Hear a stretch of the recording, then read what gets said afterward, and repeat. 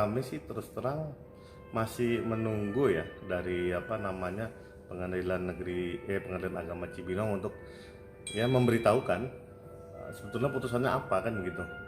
Tapi kalau dari secara prinsip hukumnya, kemudian dari dasar-dasar hukum yang kami pelajari, ya kita sama-sama pahami lah bahwa sebetulnya yang namanya hadona, yaitu anak di bawah umur, ya 1000 juta% ketika ibunya itu layak, patut, dan tidak melanggar norma apapun, saya pikir dia 100% berhak terhadap hak asuhnya itu sendiri. Ya makanya Pengadilan Tinggi Agama menganulir putusan itu dan memberikan ke ibunya, karena ya itu gak ada dasarnya, psikologis lah apa segala macam. Syariat Islam nggak melihat psikologis anak, karena dia hukum Islam itu clear, terang benderang ketika di bawah umur ibunya. Karena kenapa? Ayahnya itu, mantan suaminya itu wajibnya memberikan nafkah, bukan mengasuh. Yang mengasuh itu ibunya. Makanya kalau ada yang berpendapat lain, mohon maaf, dia belajar hukum di mana kan gitu. Oh, karena memang proses kasasi, ini kan kasasi, karena kenapa? Pihak dari mantan dari klien kami, Sania, itu setelah ada putusan banding yang memenangkan klien kami, itu dia mengajukan kasasi.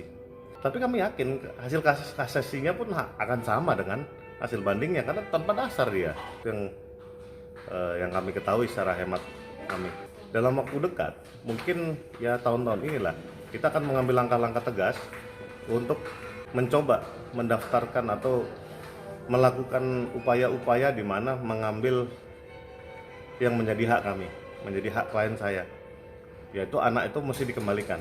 Mudah-mudahan pihak dari mantan suami klien kami punya kesadaran lah. Anak itu kan adalah rezeki berdua ya. Tanggung jawab rezeki lahir memang harus ayahnya. Tapi kalau untuk secara batiniah dari anak-anak itu, untuk psikologis anak apa segala macam, dia harus diasuh sama ibunya. Walaupun dibantu dengan neni apa segala macam, itu normal. Karena kenapa? Kewajiban dari ayahnya itu ya memprovide, menyediakan seluruh kebutuhan istri dan anak-anaknya. Jangan dibalik. Kalau Islam itu yang wajib bekerja itu laki-lakinya, bukan perempuan. Jadi pernah ada terbersit dibilang itu dari jerih payah. Dia bilang kalau namanya orang dia bertanggung jawab, ya dia mesti menafkahi lah. Apalagi klien kami otomatis dia juga sama-sama bekerja sebagai artis sinetron juga. Jadi ya saya komentarin yang soal gonogininya juga ya. Ya bagi dua lah. 2/3 dari hak mantan istri itu diberikan. Come on, Mbok Yo punya malu dikit gitu loh. Karena kenapa? Kalau dia memang benar menyadari bahwa itu haknya ada dari istrinya, walaupun itu buat anak-anaknya. Ingat, ini hukum Islam, bukan pengadilan negeri nih. Tekniknya nggak begitu.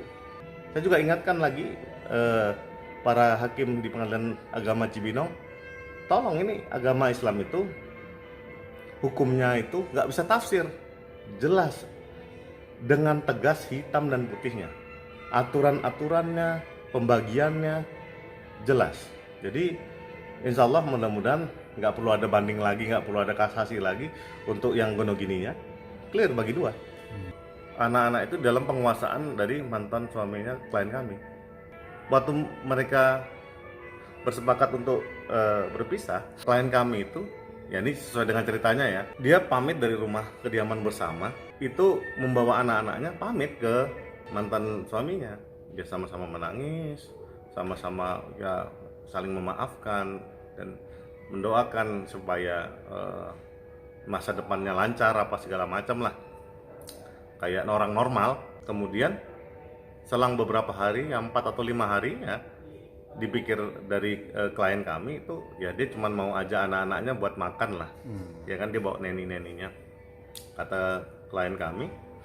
Ya tiba-tiba semenjak itu dia nggak balik lagi. Dihitung tahunnya udah berapa tahun, lebih dari 3 tahun lah. Bisa dibayangkan, udah ada putusan banding pun tetap aja kan nggak mau diberikan ini hak asuhnya. Mudah-mudahan dengan ada kasasi ini, mungkin dia mau PK kali, saya juga nggak tahu juga. Ya, mudah-mudahan nggak ada ide aneh juga lah yang diberikan oleh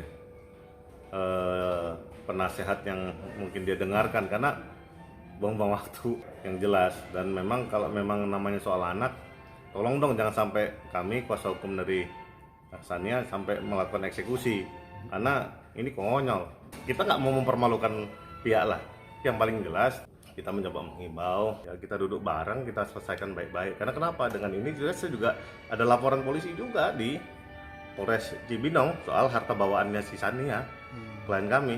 Ya yang dia bilang udah dipakai krayon lah, apa segala macam. Ya, saya pikir jangan konyol, ya kan? Secara hukum kan subjek hukumnya sudah bukan jadi bersama lagi. Ingat loh, harta bawaan dengan harta bersama itu beda. Kita mesti punya kesadaran terhadap apa masalah yang kita hadapi dan bagaimana menyelesaikannya. Mudah-mudahan bisa ketemu solusinya dengan baik lah.